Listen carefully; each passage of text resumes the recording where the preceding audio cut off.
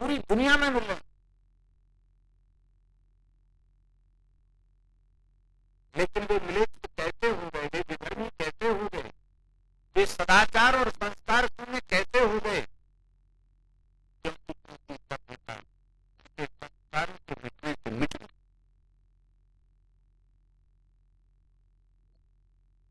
यहाँ लोग विचार करते हैं कहाँ विवाह करें कहाँ न करें, कोई विचार ही। परिणाम क्या हुआ? परिणाम यह हुआ कि वह अपने स्वधर्म की मुख्य धारा से भटक गए, छिटक गए। हमारे यहाँ केवल वासना की पूर्ति के लिए विवाह नहीं है, इसलिए पत्नी को पत्नी न कहकर धर्म पत्नी कहा जाता है। वाल्मीकि रामायण में जनक जी महाराज कहते हैं, हे रघुत्तम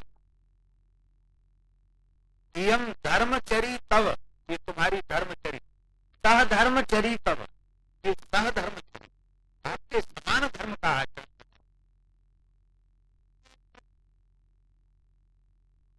क्या आपने कभी सुना कि भारतीय सनातन संस्कृति में ये अर्थ पत्नी है, ये काम पत्नी है, ऐसा सुना आपने? क्या कहा जाता है? धर्म पत्नी। अर्थ पत्नी काम पत्नी नहीं कहा जाता, धर्म पत्नी। अब एक बारीक बात हम आपको संक्षेप में बताएं। श्राद्ध के समय दोनों कुलों का तर्पण पिंडदान आदि होता है। अब अंतर्जातीय विवाह हुआ है तो उस जन्म लेने वाले बच्चे का गोत्र तो नष्ट होगा। अब वो अपने पिता के खानदान को या अपने माता के खानदान को पिंड देगा तो किसको देगा?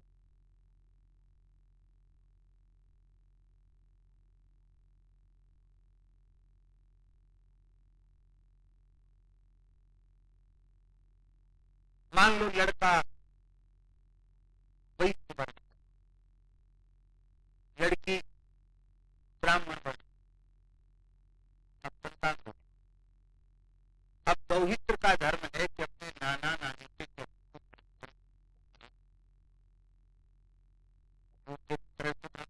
पैदा हो। अब वैश्य यदि ब्राह्मण बालक के चरण छुआता है तो अपराध है। वो बालक चरण नहीं छूता तो उसको अपराध है। उसकी माता के पूज्य माता पिता है, उसको तो प्रणाम पूर्वक के करना चाहिए।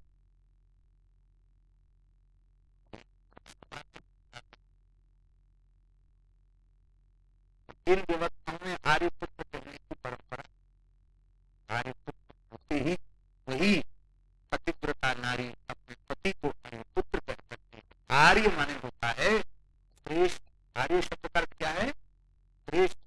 इसका मतलब है आप वैदिक परंपरा से पवित्र वंश में उत्पन्न हुए हैं, किसी आर्य के पुत्र हैं, अनार्य के पुत्र नहीं है।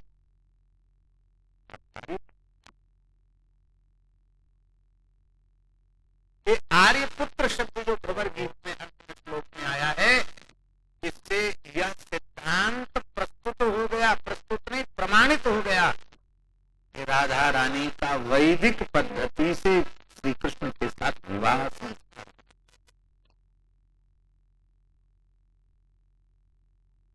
वैदिक रीति से विवाह। अभी हमारे बड़े लाडले भाजन बाल सुख जी गोपेश भोगलाश्रम में ब्रह्म विवर्त पुराण की कथा करते हैं। तो ब्रह्म विवर्त पुराण में तो ब्रह्मा जी ने प्रकट होकर के भांडीर बचपत राधा कृष्ण का वैदिक पद्धति से विवाह किया। उस विवाह में आचार्य तो ब्रह्मा जी ने किए ब्रह्म विवर्त पुराण में। और गर्ग संहिता में तो स्पष्ट विवाह का वर्णन, ब्रह्मा जी विवाह करा रहे इसका वर्णन है ही।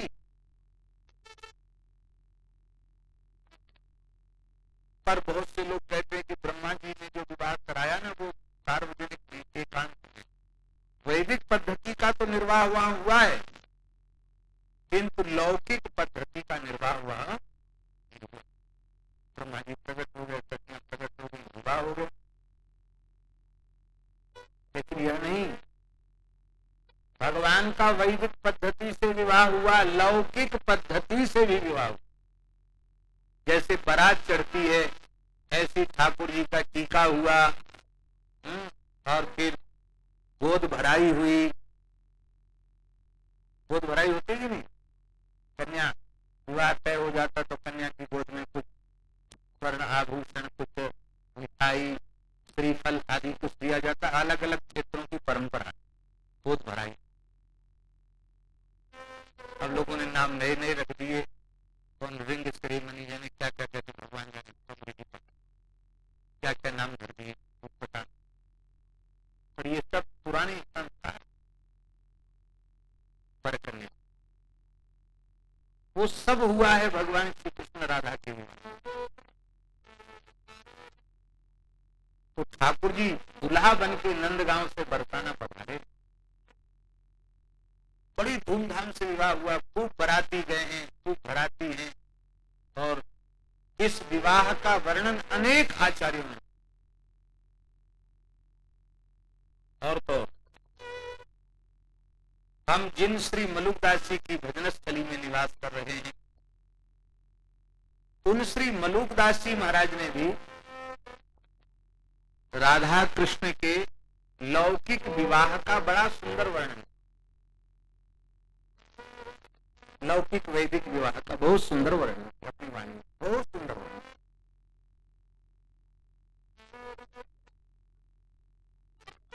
यद्यपि संक्षिप्त ही है लेकिन पूरा भी। और ये आर्यपुत्र उधुनास्ते, आर्यपुत्र जो राधा रानी संबोधन कर रही हैं, ये बिल्कुल स्पष्ट कर रहा है, प्रमाणित कर रहा है कि उनका विधिवत पाणी ग्रहण संस्कार हो।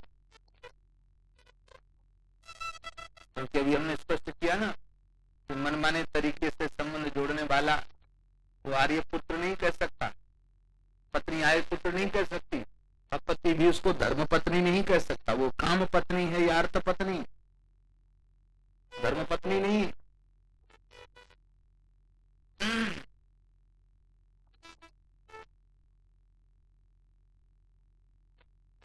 वर्तमान समय में इन सब सिद्धांतों के प्रति लोग बहुत उदासीन होते चले जा रहे हैं, उपेक्षा करते चले जा रहे हैं। उसका दुष्परिणाम भी समाज के सामने पड़ते। अपने को वैष्णव भी मानते, अपने को भक्त भी मानते। आप भक्त हैं, आप वैष्णव हैं, आपको मस्तक पर तिलक है, गले में तुलसी है, पर आपके जीवन में सदाचार नहीं है, तो क्या हुआ आपकी भक्ति का?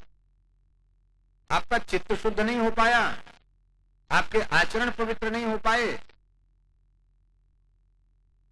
क्या लाभ मिला आपको? बातें लंबी चौड़ी करें। शंकरो नरकायैव कुलघ्नानां कुलस्य च, वर्ण संकरता नरक ले जाने वाली ही है।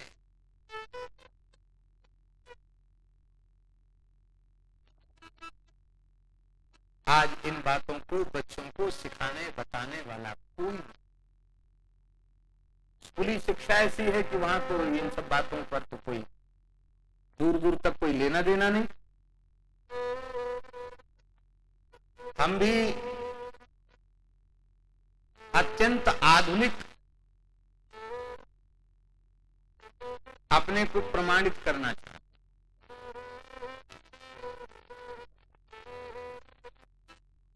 उस आधुनिकता की होड़ में हम भी अपने बालक बालिकाओं को खूब खुली छूट देते,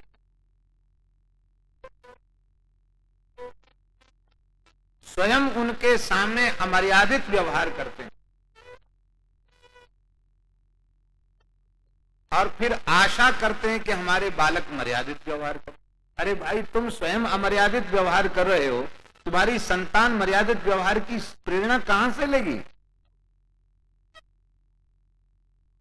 बहुत सी बातें ऐसी हैं जो किसी साधु के मुख से शोभा नहीं देती, लेकिन भगवान के चरित्र कहने वाले की ये जिम्मेवारी है, वह वैदिक सदाचार की बात कह करके संस्कारों की स्थापना करे। अरे ऊसर बंजर में बीज नहीं होगा, कोई उपजाऊ होगा वहां तो बीज होगा कि नहीं होगा। एक भी ठीक से प्रेरणा लेगा तो उससे भी तो धर्म का हित होगा, राष्ट्र का हित होगा, समाज का हित होगा, हिंदू जाति का हित होगा।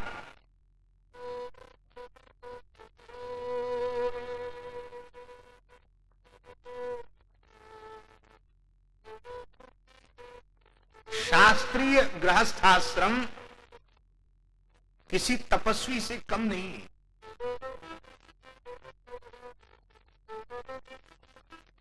हमारे धर्म शास्त्रों के अनुसार सहशयन निषिद्ध है। सहशयन जानते हैं?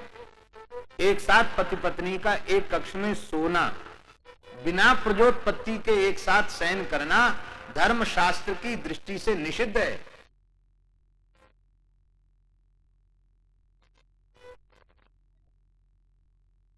क्या पवित्र परंपरा इस देश में थी। गर्भाधान भी एक संस्कार था। उसमें भी ऋतु स्नान के पश्चात पवित्र होने के बाद निश्चित तिथियां होती थी।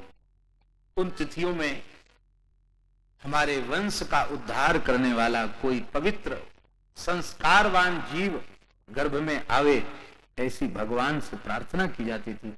जिस दिन गर्भाधान होता उस दिन आचार्य को बुला करके श्राद्ध किया जाता था, पिंड किया जाता था। मध्यम पिंड को पत्नी सूंघ करके गाय को खिलाती थी, प्रार्थना करती थी धर्मनिष्ठ पवित्र संतान हमारे गर्भ में आवे। गर्भ की शुद्धि, संस्कार की शुद्धि के लिए गर्भाधान संस्कार में भी गोदान किया जाता था।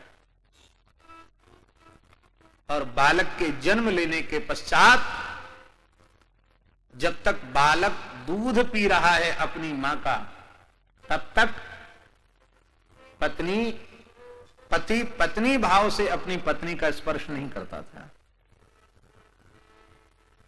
क्यों नहीं करता था? बड़ी बारीक बात है।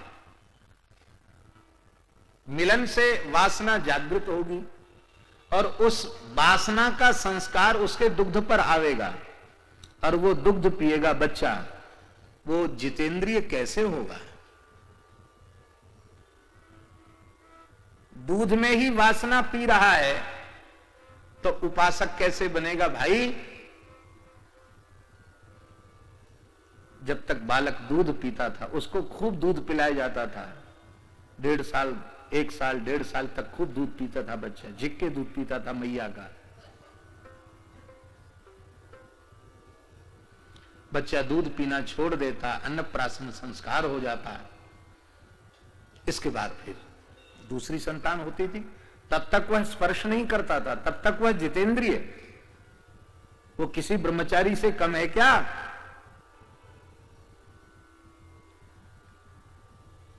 घरों में बहुएं अपनी सास के पास शयन करती थी। पुरुष वर्ग, बड़े भाई छोटे भाई अपने पिता आदि के पास शयन करते थे। जैसे संतान की उत्पत्ति का कक्ष निश्चित होता था धर्मशास्त्र के अनुसार, ठीक इसी प्रकार से स्त्री पुरुष के मिलन का कक्ष भी निश्चित होता था। अब उसी आसन पर बच्चे हैं, कहां से संस्कार आवेंगे उनके? बच्चे, आजकल के बच्चे तो बहुत जल्दी सयाने हो जाते हैं। बच्चे अलग, ये बच्चों का कमरा है, ये हम लोगों का कमरा है। कहां से बच्चों में संस्कार आवेंगे?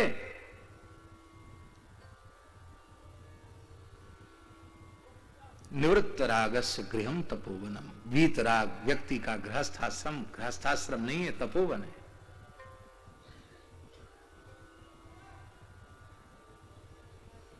आज का गृहस्थ मलमूत्र की नाली का कीट बन गया। मैं मनुष्य हूं यह भी भूल गया। पशु उससे श्रेष्ठ है। पशु ऋतु कालाभिगामी है, मनुष्य ऋतु कालाभिगामी भी नहीं है।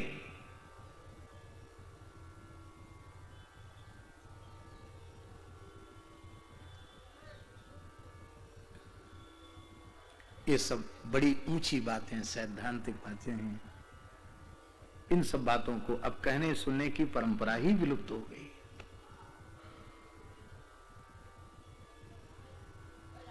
कई बार हमारे मन में आता कि किस देश में कभी भगवान ऐसा दिन लावें कि ये संस्कार की बातें बचपन से बच्चों को पढ़ाई जाएं।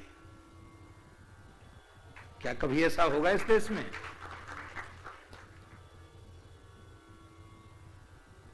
अब तो कभी कभार लोग सिनेमा घर में जाके सिनेमा देखते थे। कलयुग महाराज ने अपना झंडा और लंबा चौड़ा किया, टीवी आ गई, घर में बैठ के सिनेमा देखो। और कलयुग भगवान ने कृपा करी, मोबाइल में सिनेमा आ गया।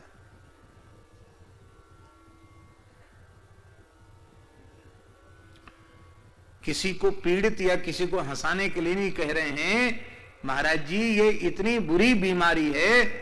धाम में, तीर्थ में संस्कृत पढ़ने के लिए जो विद्यार्थी आते वो भी पिक्चर देखना नहीं छोड़ते मोबाइल में। कई तो साधु वेशधारी लोग भी देखते हैं,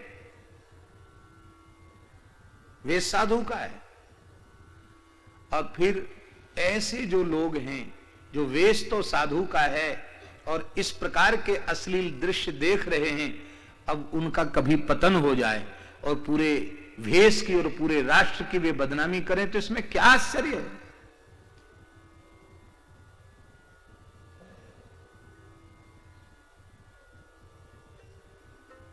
त्यागात् शांतिरनंतरम, यही सिद्धांत है। भोगात् शांतिरनंतरम ये सिद्धांत नहीं है। भोग से शांति नहीं, भोगों के त्याग से शांति होती है। हम दूसरों को दिखाने के लिए धर्मनिष्ठ न बने, हम दूसरों को दिखाने के लिए सदाचारी न बने, हम अपने ठाकुर की दृष्टि में धर्मनिष्ठ बने, हम अपने ठाकुर की दृष्टि में सदाचारी बने, हम अपने ठाकुर की दृष्टि में धर्मात्मा बने।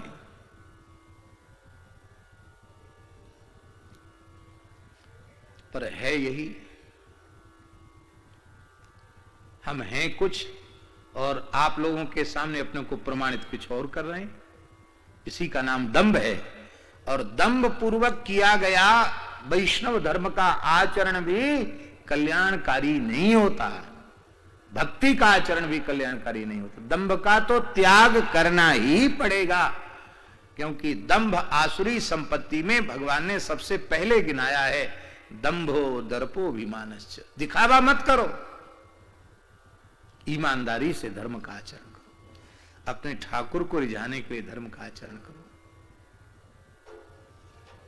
हो सकता है आगे चलकर कभी ऐसा भी समय आवे कि कुछ बीज रूप में सुरक्षित गृहस्थ अपने बच्चों को संस्कारित करने के लिए हो सकता पढ़ाना लिखाना छोड़कर अपने घर में पढ़ाना आरंभ कर दें।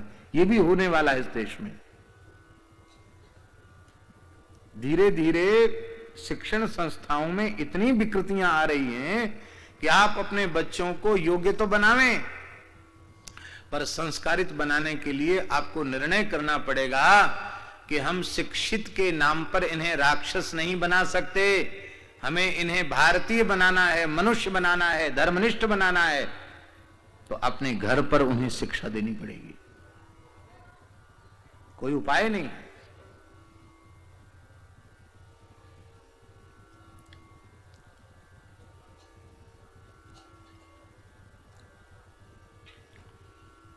जनसंख्या वृद्धि की बात पूरी दुनिया में बहुत जोर शोर से लोग उठाते हैं और जनसंख्या पर नियंत्रण होना चाहिए, सभी पढ़े लिखे लोग करते हैं, अच्छी बात है।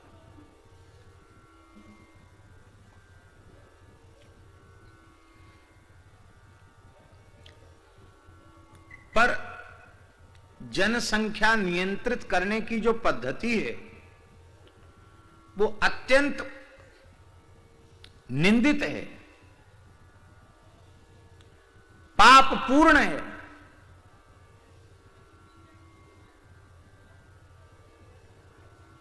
ब्रह्म हत्या से बढ़कर पाप है भ्रूण हत्या का, गर्भ हत्या का पाप, ब्रह्म भ्रूण हत्या का पाप ब्रह्म हत्या से बढ़कर के। और वर्तमान में लोग संतान नियंत्रण के लिए भ्रूण हत्या जैसे जघन्य पाप के भागी हो रहे हैं।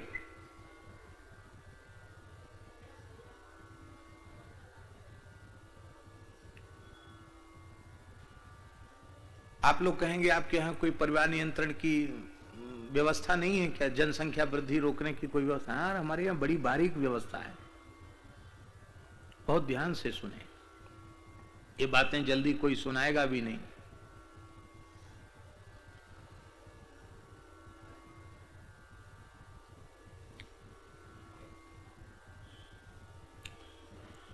बड़े पुत्र को,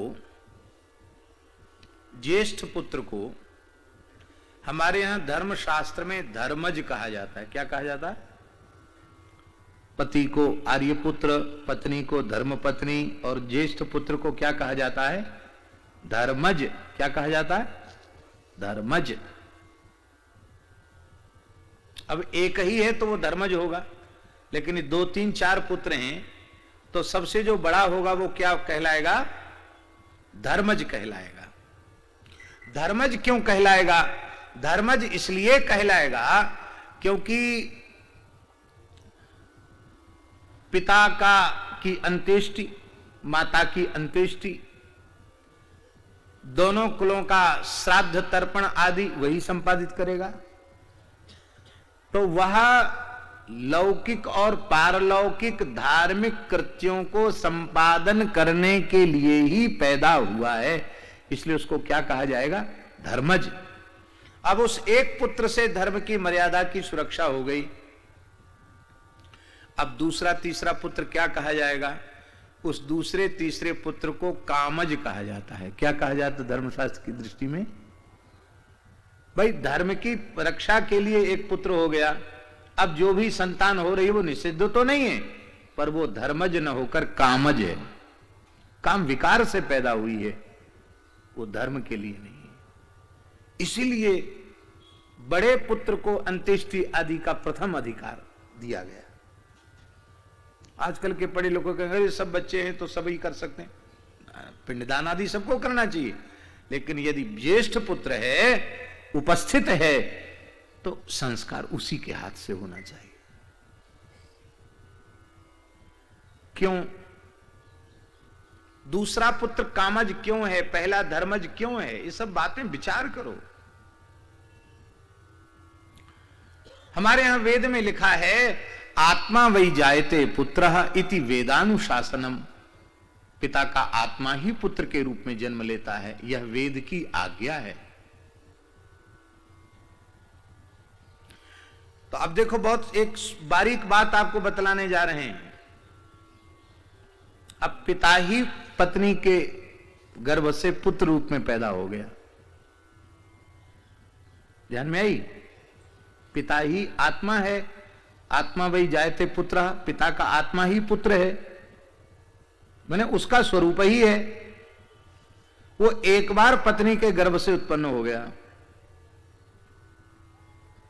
आज जिसके गर्भ से जो उत्पन्न हो गया, अब वह क्या हो गई धर्मशास्त्र की दृष्टि से? कान खोल के सुन लो, क्या हुई ईमानदारी से बताओ। यद्यपि उसको उतना पाप नहीं है, लेकिन यदि वह एक पुत्र एक ही बार समागम करके एक पुत्र को जन्म दे और फिर पुत्र के जन्म के पश्चात फिर जीवन भर ब्रह्मचर्य व्रत का पति पत्नी पालन करें, तो महाराज उन गृहस्थों के लिए सन्यास लेने की आवश्यकता नहीं है।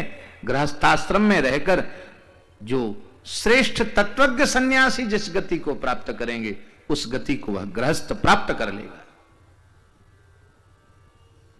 आप लोग कहेंगे आजकल तो ऐसा संभव ही नहीं है। हम प्रमाण देते हैं।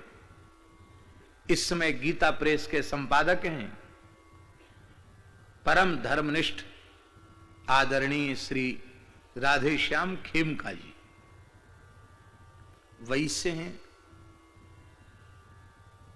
अग्रवाल हैं, त्रिकाल संध्या करते हैं, उनके पिता थे श्री राधे सीताराम खेमका जी, उनके पिता श्री सीताराम खेमका। तो जब बड़े पंडित थे वो धर्म शास्त्रों के, करपात्री पूर्ण रीत्या गृहस्थ धर्म का पालन करते हुए भी पूर्ण ब्रह्मचारी सदाचारी का जीवन व्यतीत किया। ऐसे सदाचारी पिता की संतान इस समय वर्तमान श्री राधे श्याम खेमका जी हैं। और किसी वर्तमान जीवन में जीवित व्यक्ति के नाम को इस प्रकार से लेने की थोड़ी मर्यादा नहीं है, लेकिन फिर भी अब क्या करें, एक उदाहरण तो देना पड़ेगा। तो ऐसे संस्कारवान पिता की संतान हैं, तो आज वे भी व्यापारी हैं, छोटे मोटे व्यापारी नहीं, बड़े व्यापारी हैं, सब अच्छा कारोबार है और सार्वकालिक धर्मनिष्ठ जीवन व्यतीत करते हैं। गीता प्रेस को अपना जीवन उन्होंने दिया है। स्वयं संस्कृतज्ञ हैं, LLB हैं, वकालत पढ़े हुए हैं, अंग्रेजी वगैरह सब, संस्कृत भी पढ़े हुए हैं, शांकर भाष्य आदि करपात्री जी से पढ़ा उन्होंने। ये बात इसलिए हम कह रहे हैं कि इस प्रकार के गृहस्थ आश्रम का आप निर्माण कीजिए, तो धन्यो गृहस्थ आश्रम। तो ये आर्यपुत्र की बात हुई, राधा रानी आर्यपुत्र कह रही हैं। इसका मतलब है कि उनका विधिवत ठाकुर जी के साथ पाणिग्रहण संस्कार संपन्न हुआ है।